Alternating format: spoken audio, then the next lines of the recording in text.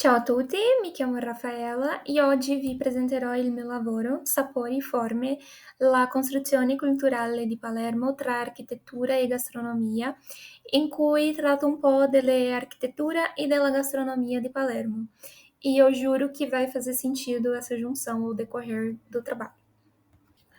Bom, Palermo é a capital da ilha da Sicília e ela é uma cidade onde diversas culturas deixaram a sua marca, porque ela foi uma cidade invadida por diversos povos, desde os fenícios aos gregos, passando pelos romanos, bizantinos, normandos, árabes e espanhóis, isso para citar apenas alguns dos povos. E tudo isso ao longo de mais de 2 milênios e meio, ou seja, muitos povos deixaram a sua marca ali, né? Essa mistura de influências, ela ficou evidente na arquitetura, no idioma, e tradições culinárias de Palermo. E tudo isso torna Palermo um lugar único e bem diferente de tudo que vocês conhecem da Itália. Bom, falando agora um pouco mais sobre a arquitetura de Palermo, ela é uma das cidades mais ricas em diversidade arquitetônica de toda a Europa, né? Justamente porque ela traz essas influências árabes, normandas, bizantinas, espanholas, barrocas e neoclássicas. Então, essa mistura, ela resulta, né, dos séculos de conquistas e convivências culturais. Aqui eu trouxe algumas dessas influências, que é a arquitetura árabe normanda, que é a que prevalece, né, a mais emblemática de Palermo, a arquitetura medieval e manierista, o barroco siciliano, o neoclássico e o ecletismo, e também o patrimônio urbano contemporâneo, né? Porque nem só de passado se vive. Ela é marcada sim pelo passado, mas ela também possui uma arquitetura racionalista ali dos anos 1930, restaurações contemporâneas e uma arte urbana vibrante e contemporânea. Bom, falando um pouquinho sobre mais, né, apresentando alguns exemplos dessas estruturas, dessa arquitetura, é, essa convivência, né, desses povos resultou em uma fusão de estilos arquitetônicos, como é o exemplo da Catedral de Palermo, que mescla influências góticas, normandas, bizantinas e islâmicas, a Capela Palatina, que fica dentro do Palácio dei Normanni, e é um dos melhores exemplos, né, aí dessa mistura também. Ela possui mosaicos bizantinos e tetos de madeira que foram esculpidos ao estilo islâmico. A Capela Palatina é a capela real dos reis ítalos normandos da Sicília, situada no térreo do Palácio dos Normandos. Bom, aqui eu trouxe uma das esculturas mais famosas, assim, que é o Teatro Máximo. Ele é o maior teatro de ópera da Itália e o terceiro maior da Europa. E ele foi inaugurado em 1897. E ele é famoso pela acústica perfeita que ele tem por dentro, que eu trouxe um pouco mais para a gente observar, né, como é por dentro. E pela beleza da sua arquitetura neoclássica. Ele é um cenário de cenas icônicas, incluindo a cena final de Poderoso Chefão 3. Ele é aberto à visitação, né? O horário de visitação é diariamente das 9 às 6 da tarde. O custo é 8 euros por pessoa. E essas visitas, elas são guiadas. E ele fica localizado na Piazza Verdi, no centro de Palermo. Bom, aqui nós temos a Fontana Pretória, que ela traz um estilo tipicamente renascentista. Ela traz esses terraços, né, circulares, grandes bacias e uma composição harmoniosa que ocupa quase toda a praça, então é bem grande. Basicamente, a praça inteira é só essa estrutura. A Fontana Pretória, ela é localizada na Piazza Pretória, que fica no centro histórico de Palermo, e é um dos monumentos mais emblemáticos e fotografados da cidade. Ela foi construída originalmente em 1554 pelo escultor florentino Francesco Camilliani para uma vila na Toscana, e ela foi adquirida pelo Senado de Palermo em 1573. e ela foi remontada, né, na praça onde ela está até hoje. A fonte ela é famosa por suas figuras de mármore branco, que representam os deuses mitológicos, ninfas, animais e alegorias. A abundância dessas esculturas nuas fez com que, por muito tempo, os habitantes locais a apelidassem de Piazza della Vergogna, a Praça da Vergonha. Bom, aqui nós temos a Cattedrale di Palermo, la Cattedrale di Palermo, que é um dos monumentos mais importantes e simbólicos da capital siciliana. Ela é famosa pela sua arquitetura singular, que reúne séculos de história e diferentes estilos artísticos. Ela foi construída em 1185, sob a direção do arcebispo Gualtiero O Famílio, e ela foi erguida sobre um antigo local de culto que já havia abrigado uma basílica paleocristã, uma mesquita durante o domínio árabe e depois novamente uma igreja cristã. Essa longa história se reflete na aparência do monumento, né, que combina elementos árabes, normandos, góticos, renascentistas e barrocos, criando um conjunto arquitetônico único. Então aqui a gente pode observar, né, todas essas características muito fortes.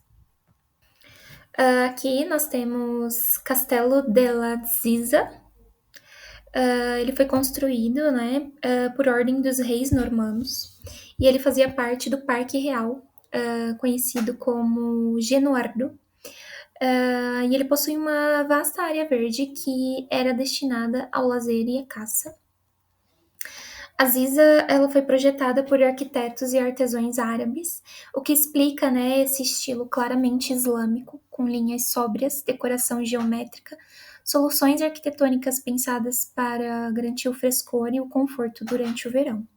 O destaque é o Salão da Fonte, né, que é bem bonito aqui, onde a água corria pelos canais internos para refrescar o ambiente. E esse é um típico recurso da engenharia palaciana árabe. Bom, não tem como eu falar sobre Palermo e sobre essas influências sem citar os mercados, né? Os mercados históricos de Palermo, porque Palermo ela é famosa por esses mercados históricos. E aqui eu trouxe alguns para a gente conhecer. Esses mercados eles funcionam há séculos, desde a Idade Média, e eles vendem de tudo, desde frutas, peixes, especiarias e artesanatos, e representa aí, né, essa cultura popular siciliana. Balaró é localizado no centro histórico de Palermo e é um dos mercados mais famosos e antigos. É uma verdadeira imersão nessa cultura, história e gastronomia siciliana. Nós temos a Vutíria também, que ela foi estabelecida na Idade Média e serviu como ponto de comércio essencial, especialmente para mercadores árabes e genoveses. Originalmente era especializada no comércio de carne, mas com o tempo ela expandiu para incluir peixes, vegetais, frutas e outros produtos. O mercado ele fica próximo à Piazza Caracciolo, também se tornou um ponto de encontro cultural, sendo retratada em uma das obras dos artistas locais, como o famoso pintor Renato Guttuso, que tem uma obra chamada La Vucciria di Palermo. Uma coisa bem interessante é que Vutíria vem do dialeto siciliano, significa confusão. E isso reflete, né, perfeitamente a atmosfera do mercado. A Vutíria também tem uma vida noturna, né, com bares e restaurantes, música ao vivo, arte, e então é bem interessante, né. Capô, que é o mercado do Capo, tem origens que remontam ao período árabe na Sicília, especialmente, né, o período árabe. A área fazia ali parte de um antigo bairro popular onde os mercadores árabes vendiam especiarias e produtos locais.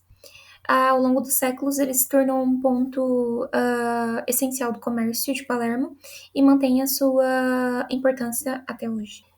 Então, agora passando um pouquinho para a gastronomia, que fazendo uma correlação com os mercados, tudo isso aqui vocês podem encontrar nos mercados, né? A cozinha de Palermo, ela é uma das mais ricas da Itália, inclui pratos que misturam influências árabes, normandas e italianas. E traz pratos que são muito diferentes de toda a culinária árabe conhecida, né? Que é mais conhecida assim. Ah, no Brasil, como no Brasil, a comida italiana ela varia muito de região para região. E a culinária de Palermo, ela apresenta muitos pratos novos que são diferentes ali do macarrão, lasanha e todas as massas que a gente já conhece. Para isso, eu trouxe alguns pratos típicos também para a gente conhecer. Nós temos o arancine, né, que é como se fosse um bolinho de arroz frito. Geralmente ele é recheado com algum molho de carne. A caponata, que é uma. Bom, então a caponata ela é, né, um refogado agridoce, feito principalmente de berinjela. E o segredo do sabor característico está no equilíbrio entre o doce e o ácido. A pasta alla norma, ela é originária da Catânia, mas ela ficou bem famosa em Palermo. E ela homenageia a ópera Norma, de Vincenzo Bellini. E é um prato simples, mas muito saboroso. É feito com uma pasta curta, geralmente macaroni ou rigatoni, molho de tomate fresco, berinjela frita, ricota salata ralada por cima e manjericão fresco. Pani Panelli é um clássico do street food de Palermo. Palermo tem muitos food trucks de comida, né, de rua.